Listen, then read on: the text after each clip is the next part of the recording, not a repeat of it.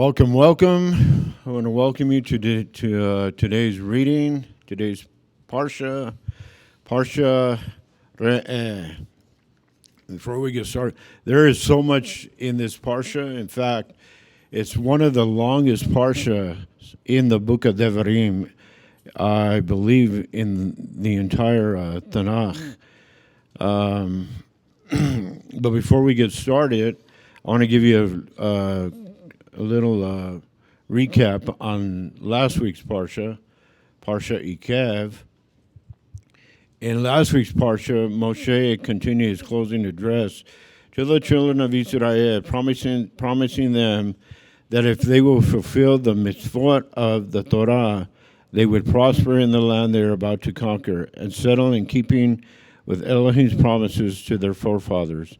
Also, Moshe also rebukes them for their failings and their first generation as a people, recalling of their worship of the golden calf, the rebellion of Korach, the sin of the spies, their angering of Elohim at Massa. You have been rebellious against Yahweh, your Elohim, he said to them, since the day I knew you. But he also speaks of Elohim's forgiveness of their sins and the second tablets which Elohim had inscribed and gave to them following their repentance. 40 years in the desert, Moses says to Moses, the people during which Elohim sustained them with daily manna from heaven was to teach them that man does not live by bread alone, but by the very decree of Yahweh. Moses also describes the land they are about to enter as a land flowing with milk and honey, blessed with the 7 kinds of wheat, barley, grapevines, figs, pomegranates, olive oil, and dates, and as a place that is the focus of Elohim's providence of his world. He commands them to destroy the idols of the land, former masters, and to beware lest they become haughty and begin to believe that my power and the might of my hand have gotten me this wealth. The key passage in our Parsha is the second chapter of the Shema, which repeats the fundamental mitzvot, enumerated in the Shema first chapter, and describes the rewards of fulfilling Elohim's commandments and their adverse results.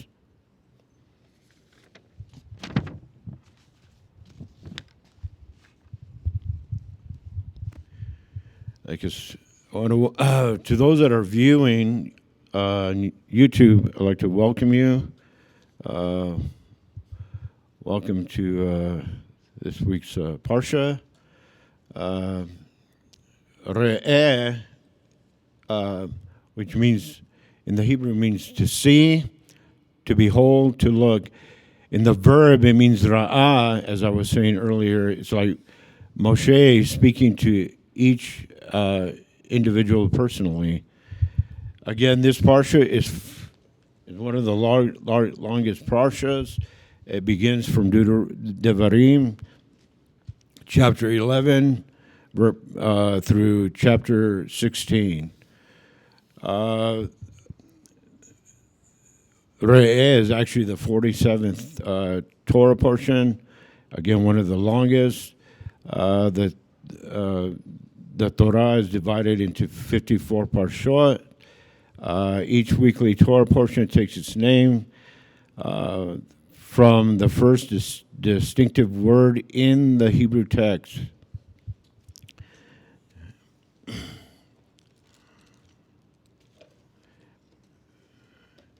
Beginning with Devarim, chapter 11, verse 26. See, I have set before you today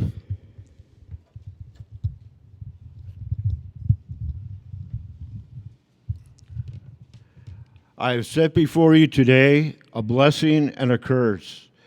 A blessing if you obey the commands of Yahweh, our Elohim, that I enjoin on you today. A curse if you disobey the commandments of Yahweh, your Elohim, and leave the way that I have marked out for you today by going after other Elohims that you have not known.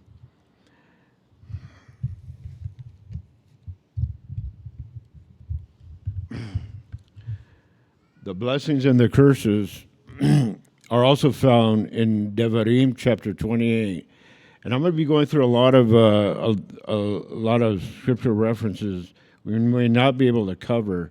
So if you want to jot these down, kalala, the curses, means, or the verb kalal is to dishonor or disregard. Baracha, which is a benediction by application of prosperity. It comes from the root word barach, which is a primitive root, which means to kneel, by implication to bless. This portion corresponds, and the concept as it relates to the first two mitzvot. There are 5 main points to the contents of this chapter. First, to the destruction of the pagan altars, the establishment of the time and place of worship, the provisions for sacrifices, the prohibitions against false gods. In chapter 11, verse 26, of course, the meaning of the Torah of Elohim are the statutes, the judgments, and the commandments, the mishpatim, the hukim, and the idot. Mount Gerizim sits on one side of the valley, and Mount Ebal sits on the other. Shechem was in the valley between them. Which I have set before you this day is repeated in order to them on their observance of which depended their continuance in the land of Hachanan. Yahweh says, I have set before you a blessing and a curse.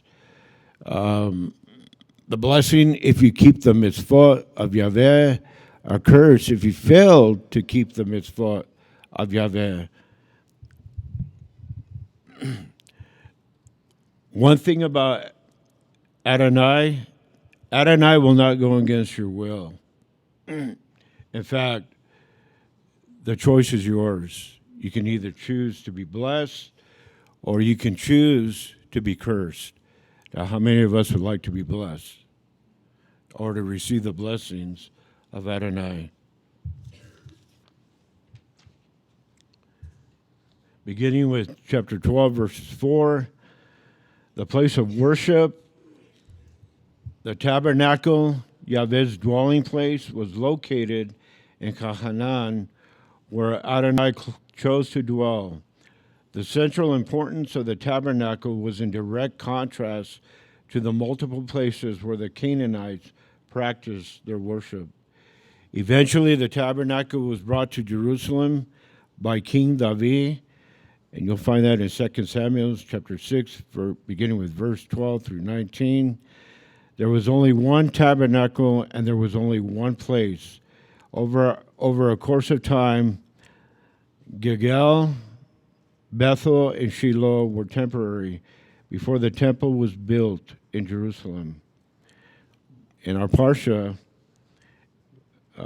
chapter 12, beginning with verse 13, regulations concerning sacrifices. The vows made to Elohim are not of obligation, but of dedication and worship. The sacrifices were brought to the door of the tabernacle of the congregation at the place that should be affixed, at the place fixed for him for worship. The Israelites could slaughter animals and eat meat within their gates, but the prohibitions against eating blood was valid in all places. And you'll find that in Leviticus chapter 17.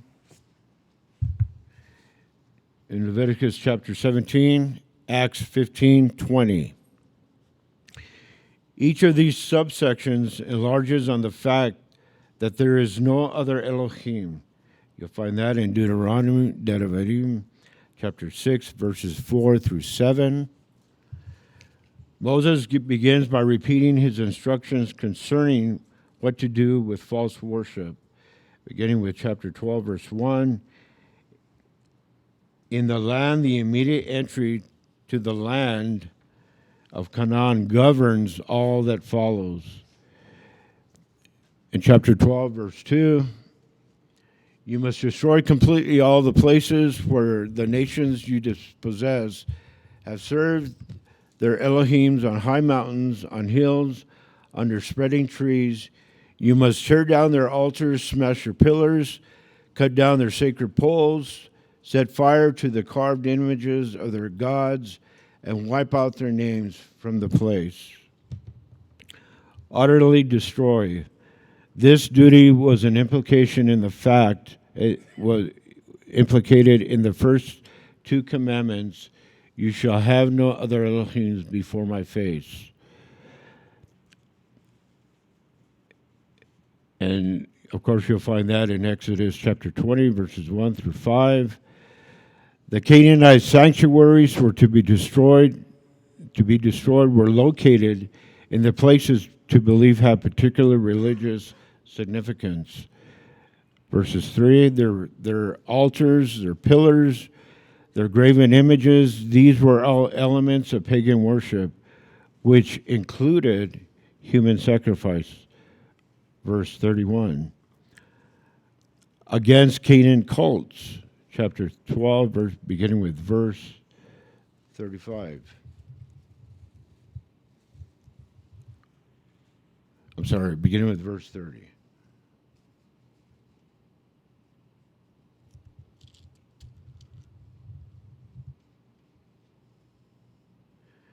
Be careful that you are not caught in a trap. Do not imitate them, saying, how did these nations worship their gods? I will go down and do the same. This is not the way for you to behave towards Yahweh, your Elohim. For Yahweh detests all this and hates what they have done for their gods, even burning their sons and daughters in the fire of their gods. No inquiries about the pagan worship for the fear that you might become ensnared by following them. We see that Moses is warning the people not to take any interest at all in the false gods of the Canaanites. Burnt in the fire is one of the detestable practices of Canaanite worship, was by burning their sons and daughters as a sacrifice to Molech. The worship of false gods is spiritual adultery. And you'll find that in 1 Corinthians chapter 6, beginning with verse 17. And I'm sorry I don't have a PowerPoint up here. I feel like I'm sitting in Moses' seat, so to speak. I am so honored to be sitting underneath this man. Against the enticement of idolatry, beginning with chapter 12, verses 1 through 18.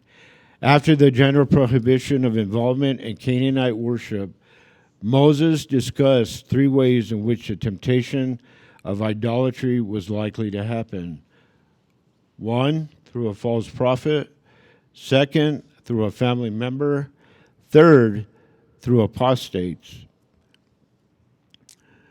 Beginning with 1 verses 13, a strong warning concerning a false prophet or dreamer. Chapter 13, beginning with verse 2. If a prophet or a dreamer of dreams arises among you and offers to do a sign or a wonder for you, and the sign or wonder comes about, and if he then says to you, come, let us follow other gods whom we have not known, and serve them, you are not to listen to the words of that prophet or to the dreams of that dreamer. Yahweh, your Elohim, is testing you to know if you love Yahweh, your Elohim, with all your heart and all your soul. Yahweh, your Elohim,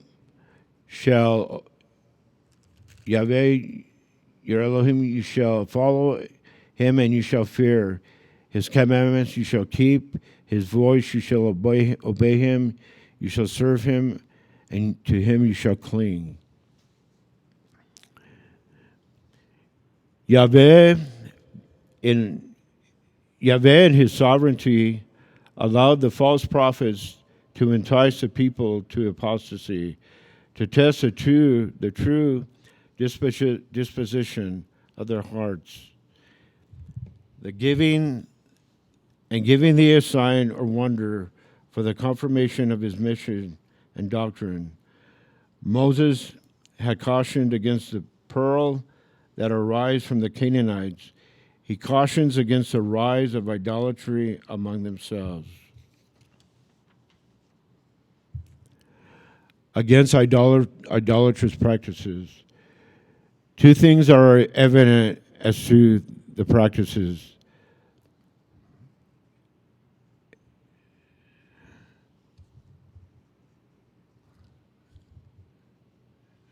Sorry, guys. Bear with me.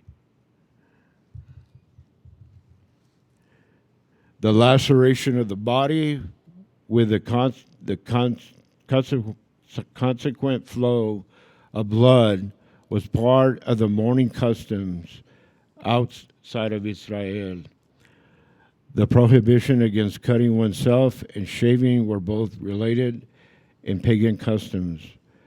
For Yahweh has chose thee to be a peculiar people unto himself.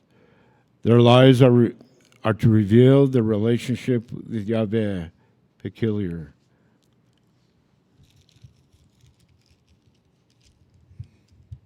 Chapter 14, beginning with verse 3. You must eat nothing that is detestable. These, of course, are the animals you shall eat.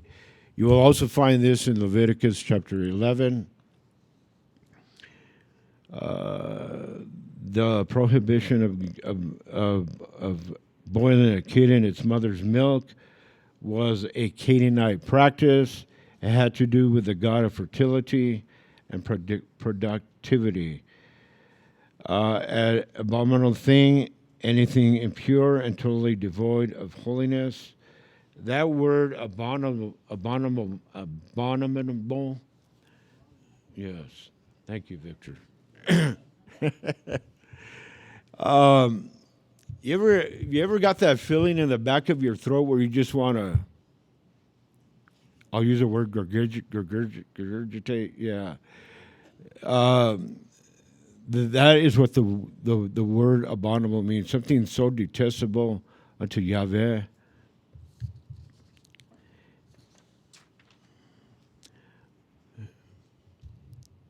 Now let's talk a little about the tithe. Beginning with chapter 14, beginning with verse 22. A tithe is a tenth. It's a tenth of the increase. The tithe specified in these verses was only that of the agricultural produce which the land would produce. There are three types of, in the Hebrew it's called ma'aseh. There is the ma'aseh rishon, which is the giving of 1/10 of the agricultural produce. There is the ma'aseh sheni, which involved the setting aside of 1/10 of specific agricultural produce during the first, second, and fourth and fifth year of each 7-year cycle, for the purpose of taking it to Jerusalem. There is the Ma'aseh Ani. This law applies during the days of the temple, and it also and after the destruction. It applies to the crops that are harvested in the land of Israel. The tithe, the third tithe, which is called the benevolence tithe, or the poor man's tithe, was collected every third year for the stranger, the fatherless, the widow, within their gates. Chapter 15, beginning with verse 1.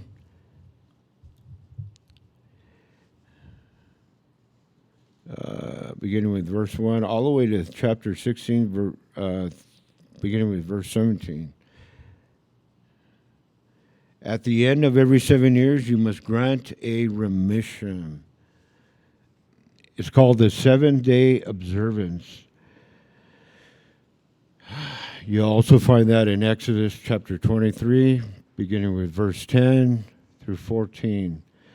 There is a principle that is repeated in chapter 16, verses 11 and 4. This year release typified the grace of the gospel in which is proclaimed the acceptable year of Yahweh or Adonai, and by which we are often, which we obtain the release of our debts, that is, the pardon of our sins. The law is spiritual and lays restraints upon the thoughts of the hearts. Chapter 15, verse 2, and this manner of release. The relief was temporary and peculiar to that year, during which there was total suspension of agricultural labor, which means the land itself kept a Sabbath.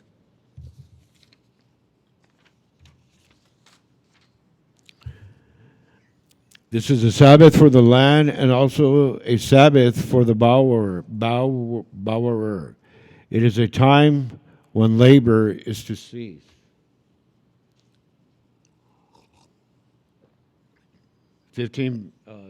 Chapter 15, verses 3. But that which is thine with thy brother, let me read it. Sorry, guys. From a foreigner you may exact payment, but you must remit whatever claim you have on your brother. But that which is thine with thy brother, thine hand shall release. A debt that lies between them, where the one is a creditor and the other the debtor, the creditor shall freely and fully forgive the debtor. 15 verse 7. If there be any among you a poor man, one of thy brother within any of thy gates, within thy gates in the land which Yahweh giveth thee, a native of the land was preferred to a foreigner, a proselyte of the gate. Thou shalt open thy hand unto him. Verse 8. The heart full of greed is also a heart full of sin. Elohim judges the heart of man. Scriptural reference, 1 Timothy chapter 6, 17 through 19, and Mark chapter 14, verses 7. We must always help those who cannot help themselves. Chapter 15, verses 12.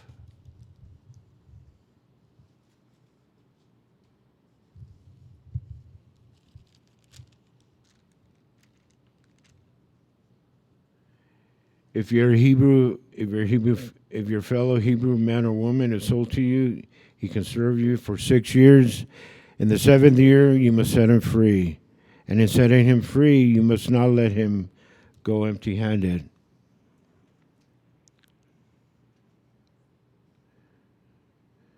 Sold, the release is extended to bondservant, bondsmaid alike, thus enlarging the provisions. Of course, you'll find that in Exodus chapter 21, verses 1 through 6.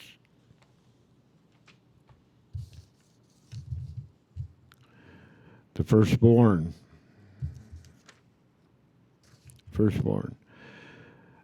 Chapter 15, verse 19. You must consecrate every firstborn male from your herd and flock to Yahweh your Elohim. You must not put the firstborn of your herd to work, nor shear the firstborn of your flock. You are to eat it, you and your household, each year, in the presence of Yahweh your Elohim, in the place Yahweh chooses. If he has a blemish, if it is lame or blind, or has any serious defect at all, you must not sacrifice it to Yahweh your Elohim. You must eat it at home, unclean and clean together, as you would gazelle or deer. Only you must not consume the blood, but pour it out like water on the ground. The firstborn, no work as to plow or tread out the corn, no shearing of the wool of the firstling of your sheep, no profit, no gain. Their first flock was to be carried to the temple or the place of worship and offered to Elohim. No sacrifice, no lame or blind. Blemishes in any beast make it unfit for sacrifice. Chapter 16, beginning with verse 16.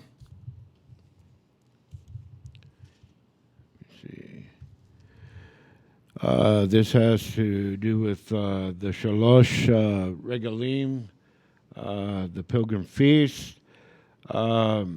Shalosh means three. Regalim or regal, the Hebrew root word, resh, gimel, lamed,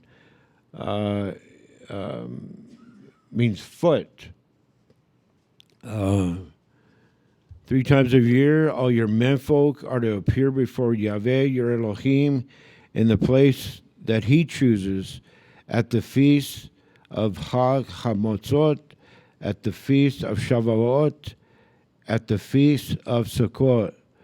No one must appear before Yahweh empty-handed, but every man must give what he can in proportion to the blessing that Yahweh has given him. Again, 3 times a year is important in practice, feast, and sacrifice. Pesach, Shavuot, and Sukkot. Where? In the place that he chooses, the place where he chose to give his name a home, in Jerusalem. Who? It is incumbent upon each male here. All men. We are not to come before Elohim or Yahweh empty-handed, but we must all give in proportion to what we have received.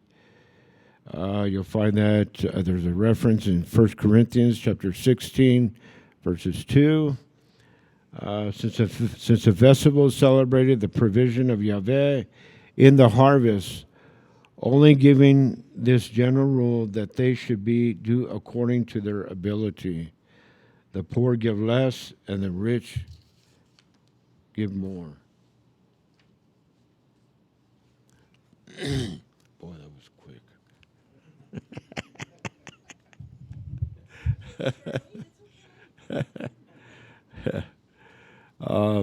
Like I said, there was so much in this parsha, I can't believe I got through the whole thing. In 15 minutes. But I want to bless you. I want to thank you for being here. I don't see David here. Oh, there's David. I'm sorry, David.